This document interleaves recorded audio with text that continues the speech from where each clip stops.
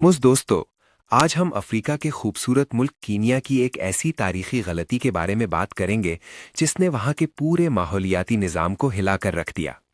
इस वीडियो में हम जानेंगे कि कीनिया की हुकूमत को 10 लाख कौवे मारने का फैसला क्यों करना पड़ा, और जब इंसान ने उनको ख़त्म करने के लिए अपनी तमाम ताकत और जदीद टेक्नोलॉजी इस्तेमाल कर ली, तो आखिरकार जीत किसकी हुई।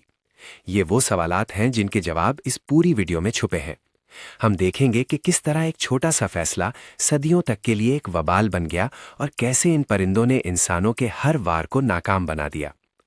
तो नाजरीन, इस मसले की जड़ें 19वीं सदी के आखिरी सालों में मिलती हैं, जब कीनिया के साहिली इलाकों और ख़ास तौर पर जंजीबार नामी बंदरगाह पर सफाई सुथराई एक बहुत बड़ा मसला बन चुकी थी।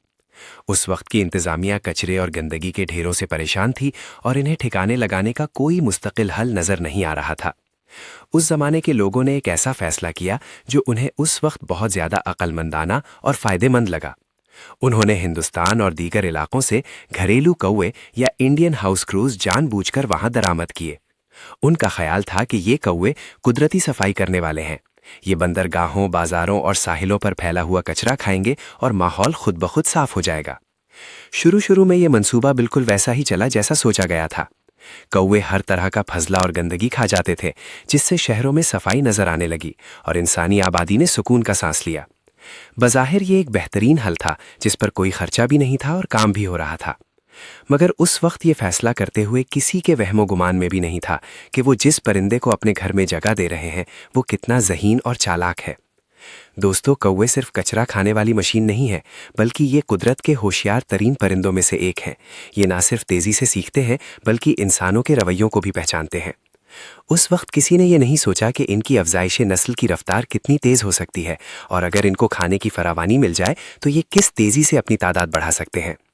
कीनिया में इनको कचरे की शक्ल में बेतहाशा खुराक मिली और इनका कोई कुदरती शिकारी भी वहां मौजूद नहीं था जो इनकी आबादी को कंट्रोल में रख सकता। वक्त गुजरता गया, शहर फैलते गए, कचरा बढ़ता गया और कौवों के लिए खुराक की कमी कभी पैदा ही नहीं हुई। 100 साल से जायद का अरसा गुजरने के बाद जब 20वीं सदी का इख्तिताम हो रहा था, तो कीनिया के साहिली इलाकों में उस पुराने फैसले के खौफनाक असरात पूरी शिद्दत से जाहिर होना शुरू हो गए।